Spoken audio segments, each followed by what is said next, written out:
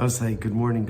I'm sorry that I can't be there with you in person, but Baruch Hashem, at least the zechus to be able to learn together virtually. We want to begin by thanking all of our sponsors for this morning's share, to thank our TALMUD TORAH sponsors, for our annual TALMUD TORAH sponsor, for Tafshin Pei Hey, the Tilson Mishpach of Am Yisroel. Sorry for dedicating all of the shiurim and drashos this year as a zechus for besuros, tovos for Am Yisroel. Our TALMUD TORAH sponsors for Adar, Lavine, the tovos, Teri and Steve Zinn, loving memory of Teri's father, Dr. Kahn, Tzvi, Hersch, Ben Yosef, HaKohen, the Ziv, Lavine, and Behrman families in memory of Mr. Willian Ziv, Zev Shmuel, Ben Yisroel. And our week of learning, Paul and Kathy Pollack in memory of Paul's grandfather, Zechariah, Ben Zechariah, Zechariah. We open the merit of our TALMUD TORAH, Din Shamos Lahavan Aliyah, and the family Zainacham. And with that, we have a ridiculously and overwhelmingly exciting daf ahead of us today.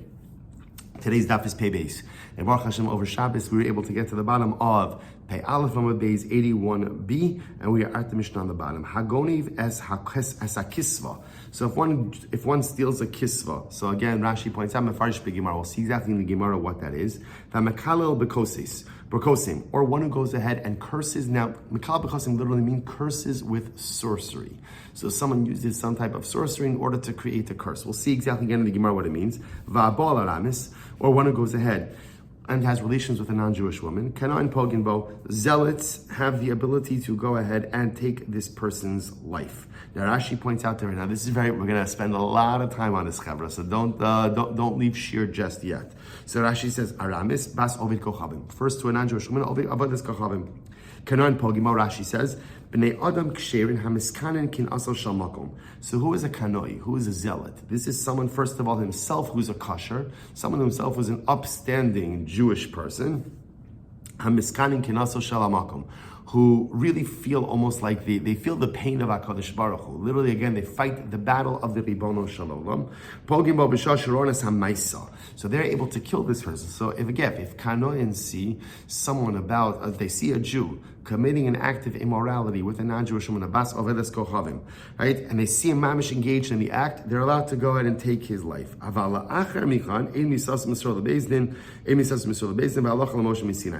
again, they're only permitted to kill him if they catch him in the act. But afterwards, ultimately, again, they're not permitted to go ahead and do so. And interestingly enough, this is not something that's given over to Beis Din either. Rather, again, this is unique. The Rashi calls it a halacha l'Moshe Misinai. We'll see the source of it. Halacha Moshe Misinai, that a Baal Aramis, if a man goes and has relations with a non-Jewish woman, a zealot is permitted to go ahead and take his life. Again, much more drasha required on that. Okay, Kohen sheshimish b'tumah. If you have a Kohen who practiced in the Beis Hamikdash, he's in the Beis Hamikdash in a state of tumah, so his fellow Kohanim, they don't bring him to Beis Din. Rather, what do? The young Kohanim take him out of the Azara, out of the courtyard of the Beis Hamikdash. Essentially, they hit him over the head. They kill him. They could go ahead and literally translated, split his skull with gizrin, which are again pieces of wood. Gizrin Rashi says pikoin.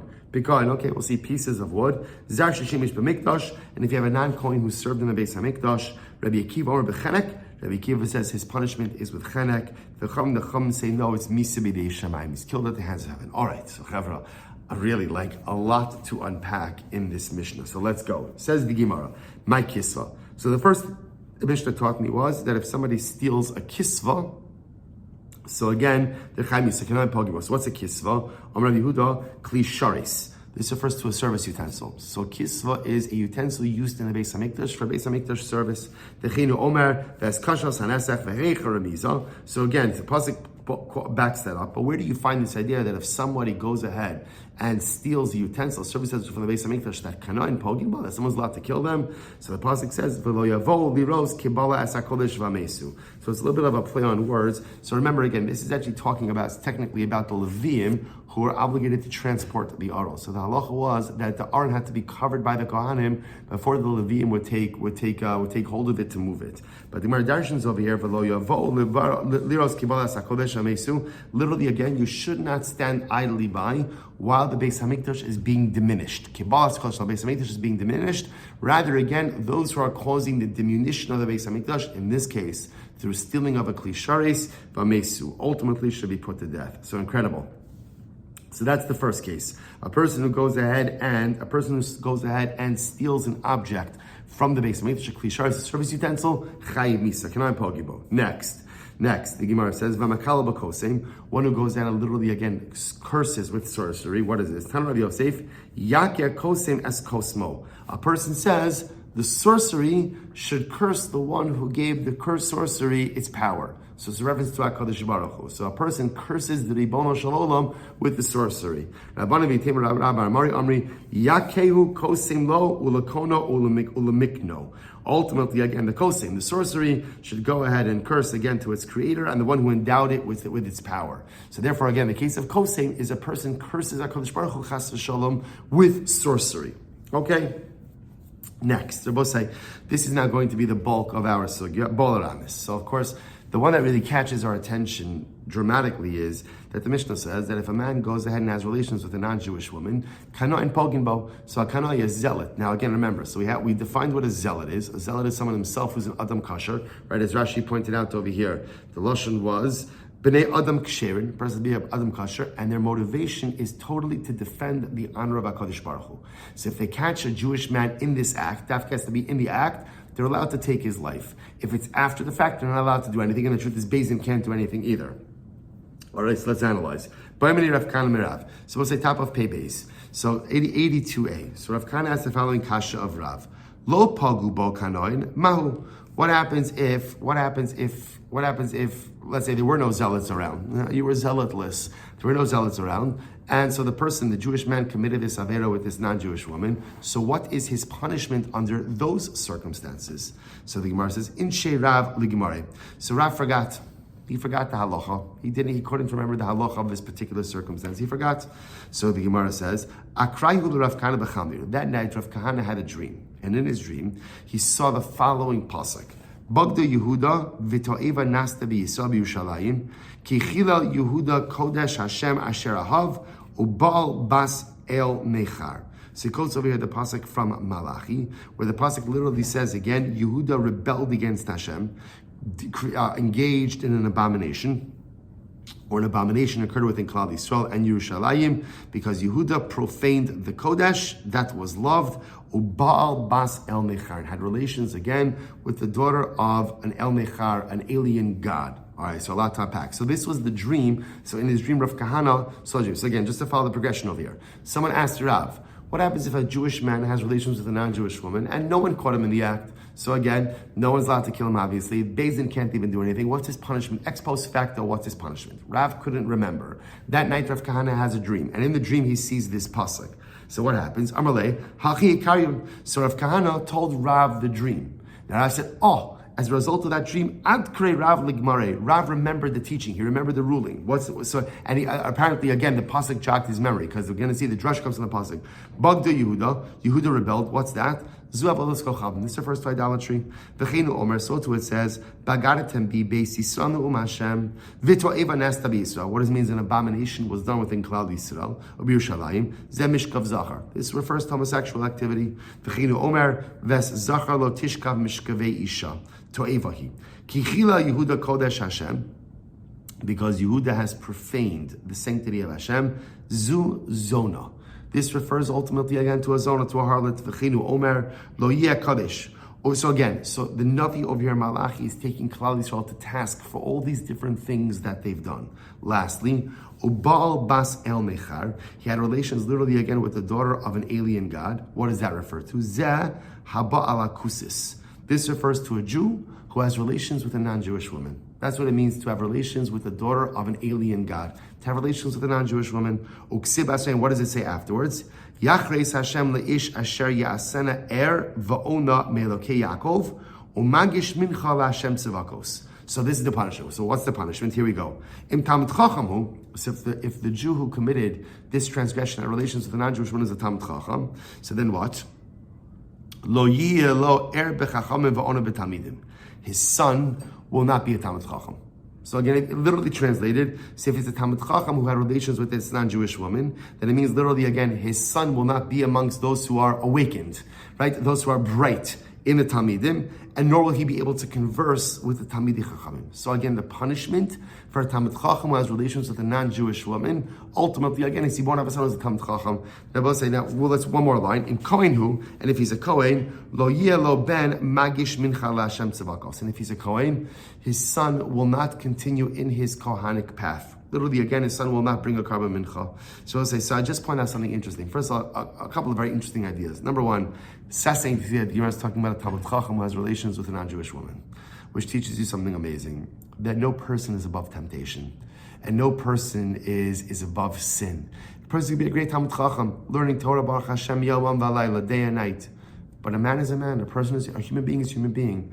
And we all have our weaknesses, and we all have our wants, our lusts, our desires, and it's so important to be real about these things. You know, sometimes we like to think, we saw this last week a little bit, that certain things are beyond us, about how I would never do that. Yes, you would. Yes, you would. Given the opportunity, we would do a lot of different things. And even the greatest of Talmidei Chachamim, unfortunately, could fall into the web of immorality. Really important yesod. The other interesting idea is, if you notice a pattern, say if it's a Talmid Chacham who has relations with a non-Jewish woman, his son will not be a Talmid Chacham. If it's a Kohen, his son's not going to be a Kohen. Meaning what? That I think it's specifically by immorality. Immorality imprints itself on a mishpacha, and specifically imprints itself on children. An immoral father cannot raise a holy son. And this is irrelevant. The son knows about what the father did, doesn't know about that. It's a din in ruchnius, that there are certain things that fundamentally taint who and what we are, and immorality is one of them. So a man goes ahead and engages in this type of illicit relationship. And again, what's fascinating about this is, right, it's not one of like the arayos that's punishable by mis or by something else. Remember, again, this is kano and poginbo, but if the kanoi doesn't get the person in the middle of the act, there's no follow-up from it. There's no follow-up from it, at least in Beis Din level. But yet again, you see that this level of moral trespass is so profound that it imprints on my children. So I could be the greatest Talmid Chacham in the world, but if I do this, my kid's not going to be a Talmid Chacham. I could be a Kohen, but if I do this, my kid's not going to... And again, it's not a punishment. I think it's a result.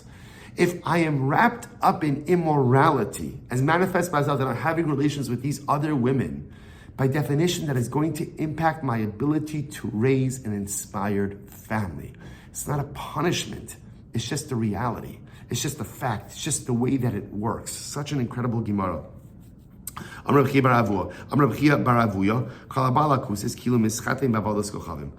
has relations with a non-Jewish woman is as if he's marrying idolatry. Because the pasuk says, "Ubal bas el mechar." The pasuk says he has relations with the daughter of an alien god. Bas yeshol el mechar doesn't have all the zara have a daughter. This refers to a Jewish man who has relations with a non-Jewish woman. Kasov, this is incredible. Kasov al gal galasa shel Yehoyakim zos va'od acheres. So remember again, one of the kings of Klal Yisrael, of Yehuda, was a man, Yehoyakim. Yehoyakim, unfortunately, again, was an Oved Avodah Zarah, who, unfortunately, again, led Klal Yisrael in a very deleterious path. Part of his punishment was that the Navi told him, you're not going to be buried in a normal way. So it was written on the skull of Yehoyakim, Zos va'od acheres. This will happen to you, and another thing will happen to you. Now we'll see what that means in just a moment. So the Gemara tells an incredible story. Zekino Rabbi Preda, Ashkechahu Gulgulasa, the Havishadja B'Shari Yushalayim. So the grandfather, or the father, well, Zekino usually means the grandfather of Rabbi Preda, found the skull. And the skull ultimately again was cast to the side by the gates of Yerushalayim. And on the skull was written the phrase, Zos this and something else. Now, he didn't realize that this was the skull of the king Yehoyakim. So what did he do? Kavra. He buried the skull. He figured it's got to be a Jew by the gates of Yerushalayim. He buried the skull. V'hadar navug. Kavra v'hadar navug. So every time he buried it, the skull raised back out of the ground. He buried it again, it raised back out of the ground. Okay? Amar hai gulgulasa shel Yehoyakim. So he realized this must be the skull of Yehoyakim. D'chsiv bei kvuras chomer yikavar schov v'hashlech mahalal l'shari Yushalayim. Because the Navi said to Yehoyakim, the Navi Yirmiyah said, you are going to be buried like a donkey. Just like nobody takes the time to bury a donkey's carcass, they just throw it by the side. So too your body is going to be thrown by the side, not buried. But nevertheless, the grandfather Rabbi Preda said, Amar Malkahu Valav Orach Ara Levazuye But nevertheless, again, he said, you know what? It's not right. Even though Yehoiakim deserves, all this stuff, at the end of the day, he's still a king. And as a king, he deserves some level of kavod in the way that his remains are treated. So what happened? This is interesting. So what did the grandfather of Rabbi Preda do? So listen to this. So shakli karcha b'shiroi v'osve b'sifta. So he went ahead and he wrapped it. He realized he can't bury it because every time he buried it, it came back out of the ground. So what did he do? He took a piece of silk, wrapped it in a piece of silk, and put it in a box. Okay, aside divisu, chazise. So what happens? So the grandfather of Rabbi Preda, his wife came home, and she saw, that's interesting. There's a skull in silk in a box. Okay, so she decides to talk to her neighbor about it. So she said it. She was. They were talking. The neighbors were talking. This must be the skull of your husband's first wife. Well, so apparently, again, this marriage was a second marriage, right? The grandfather of Rabbi Preda was married before, and the neighbor says to the current of Rabbi Preda, this must be the skull of his first wife. And what happens? And clearly, your husband cannot forget about his first wife. So what did the wife do? Shagarta letanura the kalsa. She took the skull, threw it into the oven, and it was incinerated. Kiyasa, when the grandfather of Rabbi Preda came back, Amar Hainu Dechsevi Luya Zos. He said, now I understand the meaning of what was written on the skull. Zos, number one, Yehoiakim, you won't be buried normally. And number two, again, clearly, ultimately, his skull was incinerated. So back to the kusis. Bezdino shechashmonai gazru. So the Bezdin of Chashmonaim, remember this Chashmonaim Chanukah story. So the Bezdin of Chashmonaim, they were Kohanim. Their Bezdin made a gzera. What was the gzera? Habala kusis chayiv aleh mishum nashga. If a man has relations with a kusis, a non-Jewish woman, he is chayiv because of nashga. Four things. Now, by the way, what's nashga? We'll see in just a moment. So nashga is, nun is nida. Now this is interesting because remember again, the halachos of nida apply to a Jewish woman, don't apply to a non-Jewish woman. But again, remember, the Beis and Chashmonaim were trying very hard to ensure that Jewish men would not be having relations with non-Jewish women for a variety of reasons, morality, intermarriage, all these things. So they kind of threw the book at this relationship. So they said, if a Jewish man has relations with a non-Jewish woman, you're chayav al tzilchos nida. She's a nida. Number two, shifcha. For a Jewish man having relations with a shifcha, which is a doraisa. Number three, gimel, goya. There's a biblical prohibition against having relations with a non-Jewish woman. And ultimately, aleph is eshes ish. If she's married, ultimately it's adultery. Okay? Kiyasa Rabin ar mishum nashgaz. Rabin came along and he said it's not nashga, but rather it's nashgaz. Again, he agreed on the first three. Nida shivcha goya zona. He takes out eshes ish, married woman, and puts in zona. Why the distinction? Because apparently the kusim were not so makbid on marriage. They were immoral, and therefore they didn't really have monogamous relationships. Therefore, it didn't make sense to put eshes ish in there. Instead, it makes more sense to put in zona. The idach, the first opinion would say, nashayu badai la mefkuri. Okay, it might be true they didn't have like a formal construct of marriage. Like we have kiddushin and nisuin, but lamaisa they still had an institution of marriage, and they still had monogamous relationships. Therefore, if a man has relations with a married kusis, it's eshes ish.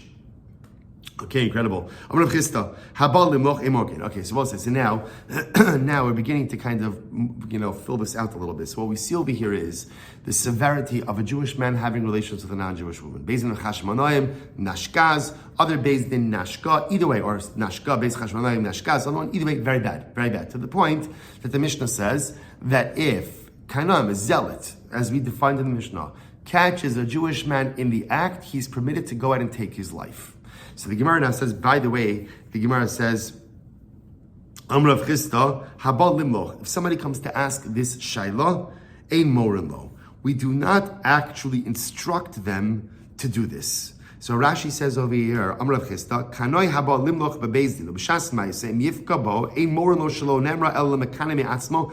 This is very interesting. So let's say Ruvain is having relations with a kusis. Okay, and now what happens? Shimon. Now Shimon is a kanoi, right? He's got a badge. Ask me anything, I'm a kanoi, right? He's a kanoi, and he shows up in Bezdin. And he says, Bezdin, Reuven is having relations with the kusis. Can I kill him? So the halacha is Bezdin does not instruct him to do this. What Rashi points out over here is the concept of kanoi and poginbo is a person acting motivated by their own sense of religious zealotry. And I will say, I can't tell you again how incredibly dangerous this is. Because remember, again, the person who's going to carry this out has to make sure that he is mamish at tzaddik, that he's a kosher, and that he's doing this for all the right reasons. That's why the halacha says we don't. This is halacha l'Moshe Misinai. We're going to learn this from Pinchas. That's where this comes from. But we don't pass. In other words, we don't instruct people to do this. So if someone comes to Beis Din and asks, it says, "Should I do this?" We tell them, "No, don't do it. Don't do it." This is a unique halacha. If someone acts of their own volition and satisfies the criteria, they're not liable for it, right? But l'maisa, Beis Din will never instruct someone to actually do this. So the Gemara says, if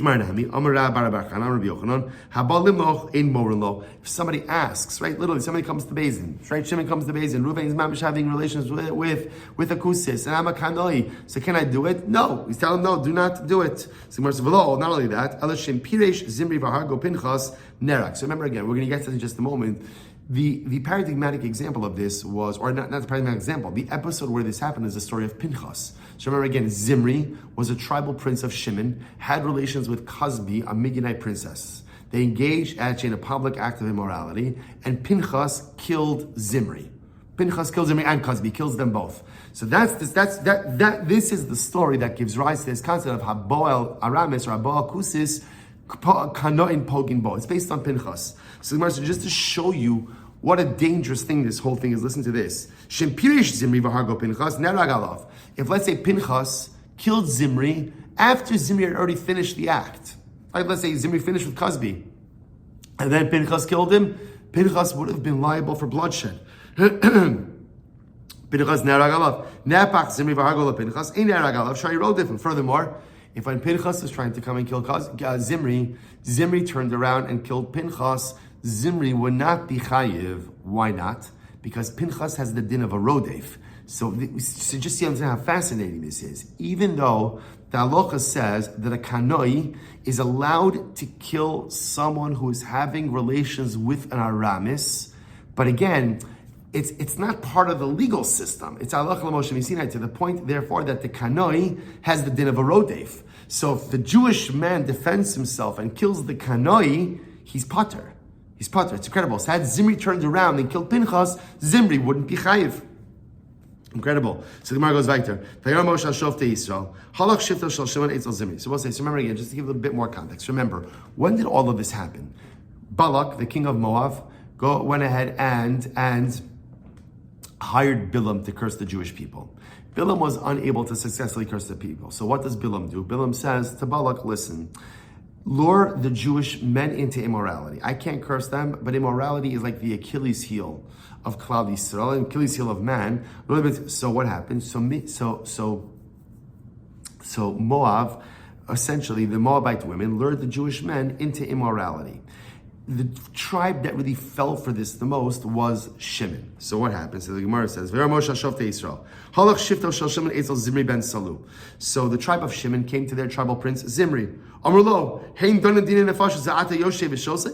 he said to Zimri, they're sentencing us to death because we're engaging in immorality, and you're just sitting here doing nothing. You're sitting here being quiet. Ma'asa, what did Zimri do? Zimri gathered 24,000 people, a mob.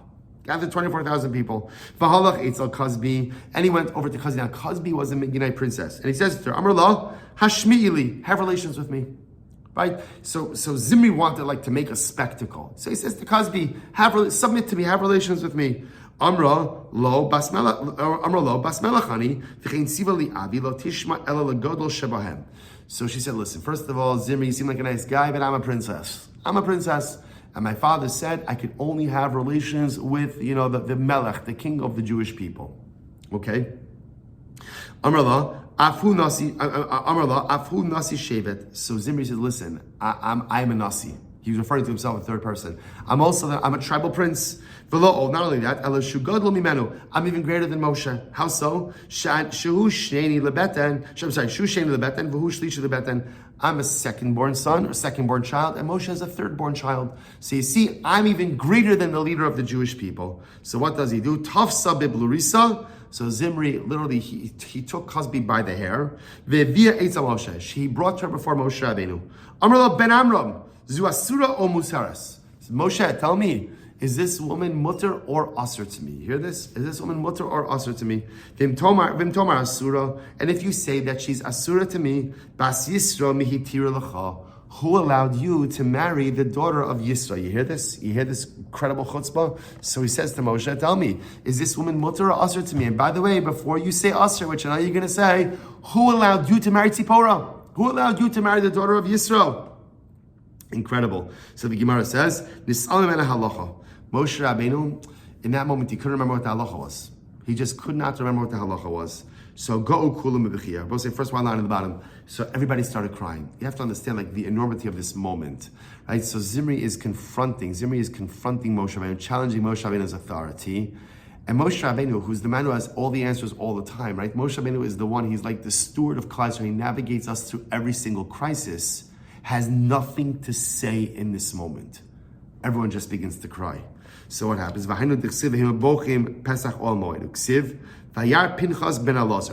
what happens? The pasuk says, Pinchas ben Elazar saw. Asks the Gemara, Ma ra'a, what did Pinchas see? Amarav ra'a ma'aseh v'niskar halacha. He saw everything that was happening, and Pinchas remembered the halacha. Amarlo, achi avi abba, literally again, the brother of my grandfather. Because remember again, Pinchas was the son of Elazar, the grandson of Aaron. So Moshe Rabbeinu was his great uncle. So brother of my father's father. You taught us, Moshe Rabbeinu, you taught us when you came down from Har Sinai. Moshe, you taught us a halach, literally a halacha Moshe Misinai. You came down from Har Sinai and you taught us the following halacha, that if a man has relations with a non-Jewish woman, you're allowed to kill him. So again, with all the qualifications, that's why you catch him in the act, everything else. Amar La Moshe Rabbeinu says, you're right. Now I remember. But he said, Kraina di Igarta, the one who reads the letter, Ihu lehavi parvanka. He should be the messenger. In other words, Pinchas, you're the one who remembered the halacha. So therefore, again, you're the one who should carry out the sentence. So Shmuel says, no, something different. Shmuel she'ein chachma ve'ein svuna ve'ein eitza neged Hashem. Shmuel says, Pinchas saw something different. Literally translated, there is no wisdom, there is no understanding, and there is no counsel. Neged Hashem, opposite Hashem. What does that mean? Komakum sheyish chilul Hashem ein cholkin kavod l'rav. So according to this approach, what happened over here is as follows. Pinchas saw everything that was happening. He saw Moshe Rabbeinu forgot the halacha. Pinchas knew the halacha. Pinchas acted without consulting Moshe Rabbeinu. Now, under normal circumstances, we know you can't act. The Talmud can't act without consulting a rabbi. But yet here, Pinchas acted of his own volition. Why? Because when there is chilul Hashem, we do not worry about the kavod to a rabbi. When there's chilul Hashem, we act and we act decisively. Incredible. So the Gemara says, good. Rav Yitzchak, Amar Rav Elazar. So the Gemara says, Pinchas saw that the Malach was coming because there was so much immorality going on. The Malach was just destroying, was killing everyone. So Pinchas got upset. I just want to point out how fascinating this is. Really two different versions of the story. Version number one, right? Well, everyone agrees, Moshe Rabbeinu forgot the halacha. He forgot the halacha. In version number one, Pinchas reminds him of the halacha. Moshe says, yeah, that's the halacha Moshe Misinai. But Moshe says, you remembered it, so you carry it out. In version number two, Moshe forgot the halacha. Pinchas didn't consult him. Pinchas just acted. There was tremendous desecration of God's name occurring, and Pinchas just acted. Because when there's a chilul Hashem, all other conventions and all other frameworks simply go out the window. The Gemara goes weiter. So Pinchas got up and he took a spear. This is very interesting. The Gemara says, now, the fact that it says Pinchas got up and he took a spear indicates that Pinchas did not have a spear with him. Where was Pinchas? Pinchas was in the beis medrash. And the Gemara says, you see from here that you do not bring weapons into the beis hamikdash.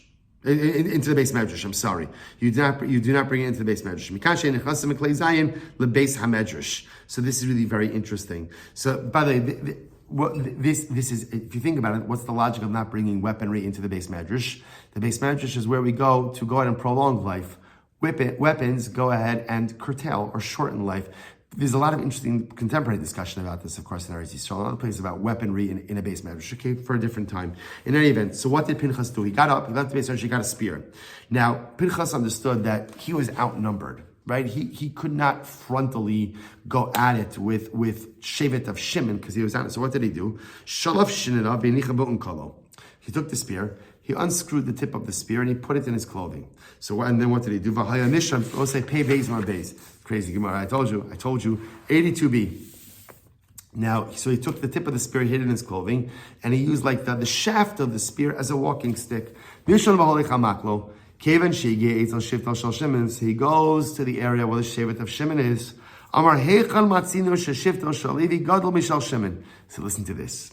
Pinchas says, why should Shevet Levi be any holier than Shimon? Now, what does that mean? What he was saying is like this. Shimon, you guys look like you're having a great time, right? You're really living it up, enjoying all this debauchery, this immorality. So why should Shevet Levi lose out? I'm from Shevet Levi. Why should we enjoy life any less than you? So they said, wow. Right? The Gemara says, Amar, hinichalo, afu lasos srachav nichnas. They say, great, look at this. Pinchas is here. And clearly he's here to satisfy his own needs as well. Let him in. Nichnas, so the Gemara says, Nichnas, hitiru prushin as hadavar. So they said, let him in. Because after all, again, now even the holiest of people are permitting relations with non-Jewish women. Incredible. Rabbi Yochanan says, Shisha nisim nasu lo Pinchas. 6 miracles occurred for Pinchas in this episode. Number 1, Echad, shahayilo zimri lifrosh v'lo pirish. So first of all, Pinchas walks in, and literally Zimri is having relations with Cosby. So one would have thought that, Zimri sees Pinchas, just on the most basic, like normal level. One would have thought that Zimri would have stopped, but he didn't stop. He should have cried out, right? Especially when he saw that Pinchas was getting ready to kill him, but yet he didn't cry out. So as we're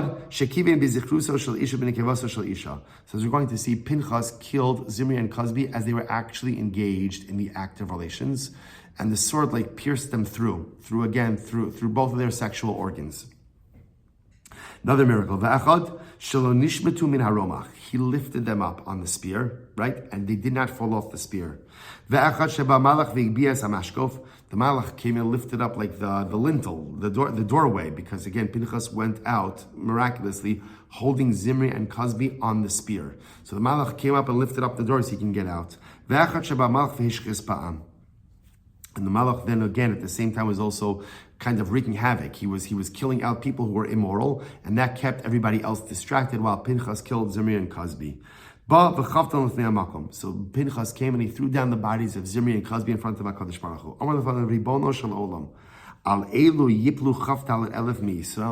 So Pinchas says, Ribono shel olam, because of these two people, 24,000 Jews should lose their lives. In other words, Pinchas is coming at HaKadosh Baruch Hu almost with he is a kanoi, with righteous indignation. You're going to hold the whole people accountable because of the actions of these two. Shene Emar, the Gemara says, Veyu amesim amagefa, first one line of Osai, Arba ve'esim alaf, v'hainu dichsiv, this is what it means when it says, Vayamo Pinchas vayipalel.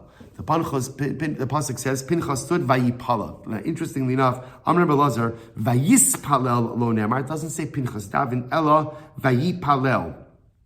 Now, by the way, the shorish of palal pei lamed lamed means to judge. Melamed kiviyachol sha'asa palilos im kono. So literally again, that Pinchas was judging HaKadosh Baruch Hu. He had tinus. He had rebuke for Hashem. How can you do this to your people? It was 2 people, 2 ringleaders, and everyone else is going to be held responsible. So bikshu malachi asher is the dachfo. So the malachim wanted to push Pinchas down because they thought that Pinchas was being he was being disrespectful. Amar lahen hanichu lo. So they said, HaKadosh Baruch Hu says, leave him alone, leave Pinchas alone. Kanoi ben kanoihu. He is the kanoi, the son of another kanoi. Now, ultimately, again, who is the kanoi? Mishevet Levi. He's a descendant of Levi, right? Remember again, Levi, Shimon and Levi were the ones, after Dinah was abducted and raped by Shechem, Shimon and Levi went out and killed out all of the men of Shechem. So HaKadosh Baruch Hu says, Pinchas is a kanoi, the son of a kanoi. Meshiv Chima ben Meshiv Chima. He is one who goes ahead and literally, he is one who removes divine wrath, the son of one who removes divine wrath. So that's reference to Aaron. Aaron, in the aftermath of the rebellion of Korach, stopped the plague with the Ketoras. Incredible. So I just want to point out something amazing over here. What do you see? That what the Ribono Shalom cares about more than anything is that we look out for each other, is that we advocate for one another. And HaKadosh Baruch Hu is even willing to excuse other trespasses if he sees that we are motivated by a love for Klal Yisrael. So here Pinchas is literally acting in a chutzpahdik fashion towards HaKadosh Baruch Hu, to the point that the malachim are ready to push him down. HaKadosh Baruch Hu says, leave him alone.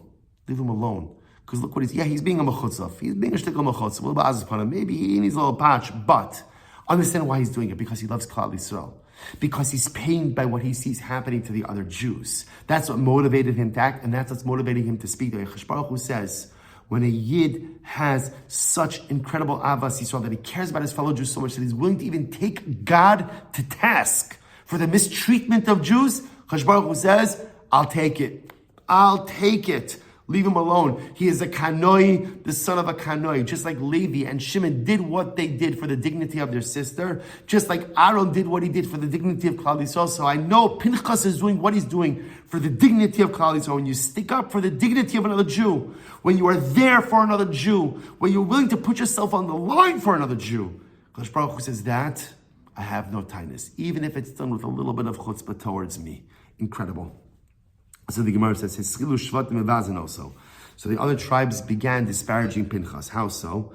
They said, Re'isim ben puti zeh shepitim avi imo avgadon la'avodas kochavim v'harag nasi mishevet Yisrael. So they started disparaging him. Now remember, so Pinchas's mother was from Yisro.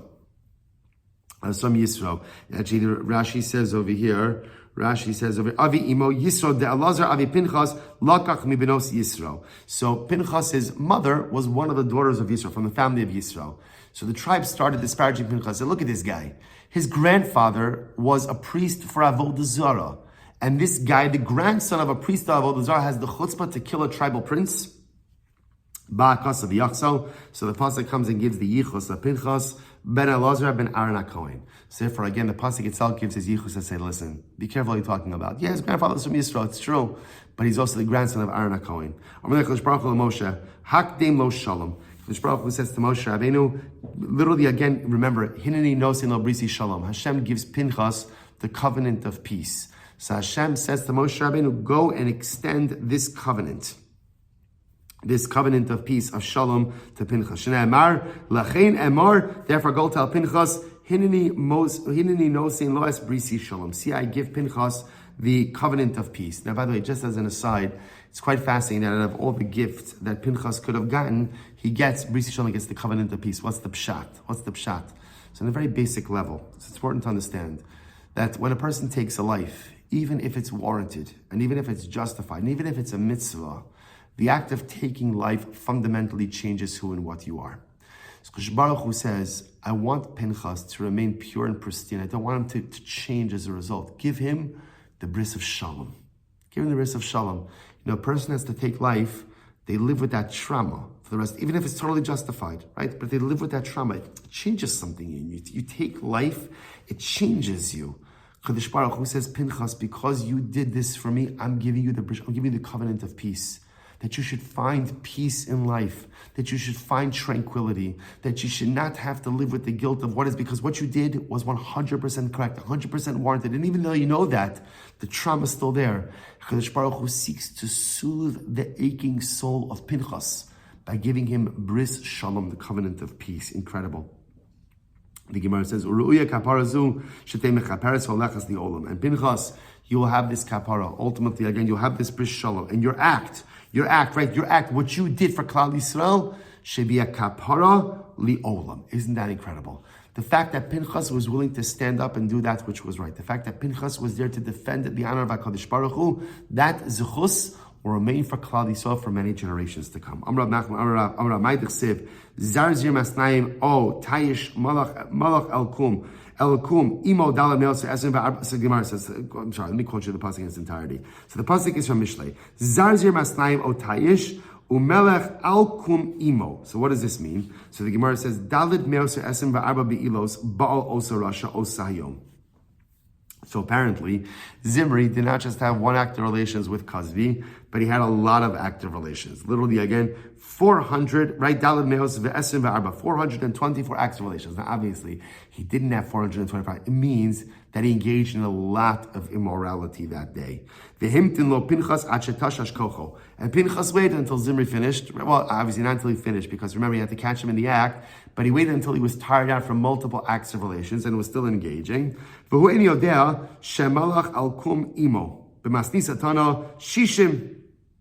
He waited for Zimri to have 60 acts of relations. Okay, so apparently again, so Zimri engaged in so many acts of immorality that his testicles shriveled up. Okay,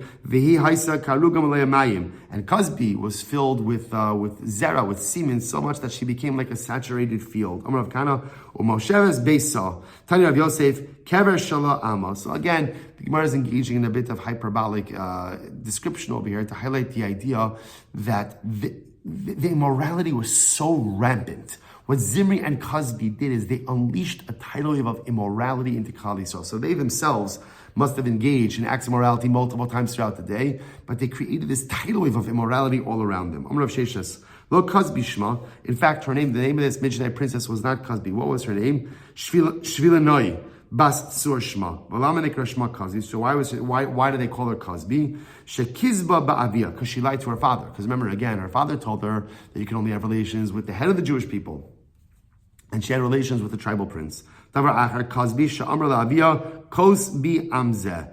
Cosby was filled with so much hatred for Klal Yisrael that she said to her father, Cosby, allow this people to be destroyed for me, or by me. Rashi says over here, Cosby, shachut osam al yadi. Let them be slaughtered through me. She's willing to give herself. She knew that it wasn't going to end well, but she was willing to give herself for the destruction of Klal Yisrael. Behind the darmi inshi bein kani leorvani shvilanoi. Literally, again, if you look between the reeds, right between the reeds in the swamp, Rashi says, "Bein kani leorvanoi makom yichud." If you look in the secluded places, that's where you'll find shvilanoi. Now, again, why do people go to secluded places? Because they want to engage in immoral acts. So, if you want to find shvilanoi, look for the secluded place between the reeds. My bai bahadi kalfi dekani shvilanoi. My bai guf sali ima. What is she doing there over there between the reeds? What does she do there? She literally prostitutes out her mother. That shvilanoi was so immoral that she even cast aspersions upon her mother. Incredible. Rabbi Yochanan, chamisha shemos yeshlo zimri, right? There were. Chamisha shemos yeshlo. 5 names were given to the tribal prince of Shimon: Zimri, Uben Salo, Shaul, Ben Aknanis, Bishlumiel, Ben Tzuri Shaddai. Zimri, why was he called Zimri? Al Shanasa Beitza Kebeitza Muzeres, because he's so many acts of relations that his testicles shriveled up. Okay. Ben Salu, Al Shehisli Avonos Shal Mishpachto. Then ultimately, again, Ben Salah Rashi says over here, Hisli Garas Sheyisku v'Yisapru Lashon Tisla, that he caused Shayu Ma'arichin Atzma B'Paz, so he caused the iniquities of his families to be spoken about. Shal Mishpachto Shaul Al Shehishu Atzma Dvaravera. He literally let himself out for sinful behavior. Ben Aknanis Al Sha'asa Maisa Kanan. Called Ben Aknanis, why? Because he engaged in actions like Canaanite-like actions. Umashmo, what was actually his name? Shlumiel ben Tzuri Shaddai Shemo. Incredible. Ultimately, again, his name was actually Shlumiel ben Tzuri Shaddai. But I'll just point out something really amazing. If you think about it, right? So his actual name wasn't Cosby, right? It's Zimri, right? Ultimately, again, the Gemara says, right, Zimri was a descriptive name that represented his multiple acts of immorality. But his real name was Shlumiel ben Tzvi. So we'll say, if it sounds familiar, it's because, remember, again, he's the Nasi of Shimon. We just read his name by Chanukah, which doesn't seem so long ago, the tribal princes. And I'll say, if you think about it, by the way, like, the name itself is so holy. Shlumiel means like Shlomiel, right? I create a sense of peace and spiritual tranquility and harmony with HaKadosh Baruch Hu, right? In other words, I try to live my life in consonance with Hashem so that I have shalom, right? What do we all want in life? I want shalom with Hashem. And as a result, Tzuri Shaddai, Hashem is my rock. So you're talking about a person whose actual name represented so much Kedusha. Shlumiel, I make shalom with HaKadosh Baruch Hu. I live a life in harmony and consonance with Hashem. And as a result, Tzuri Shaddai, Hashem is my rock. He's my anchor. And yet you see something amazing. That someone so holy could literally, again, drop to the depths of depravity. And I must say, this is a lesson we keep seeing over and over and over, which is no matter how holy a person is, right? Like the Mishnah, we spoke about this last week, like the Mishnah Ava says, do not believe in yourself until the day that you die. Because otherwise I might think, so as before also, that certain things are beyond me. They're not. We're human beings and we're weak. And in one moment I could be on the highest of high, and the next moment I could sink to the lowest of depths. Such is the nature of the human condition. So you'll say to yourself, what do I do with this? It's very simple. This is why we have to live life with constant vigilance. This is why we have to understand that everything we do matters. Every action we take matters. Every decision we make matters. Because even the smallest, most innocuous decisions put me on a particular derech, and that derech ultimately leads me some way. And enough bad, small decisions sets me up for that moment when I have to make a really dramatic decision and I make the wrong one. And then suddenly again, I descend to the depths of depravity. You don't usually go from Shlumiel ben Suri Shaddai to Zimri in just a moment. There's a whole bunch of other things that happen along the way. But we're susceptible to sin. We're susceptible to failure. And that's why, again, living life with that constant sense of vigilance. I'm about to do something. What is it going to do? Where is it going to put me? What derech does it lead me on?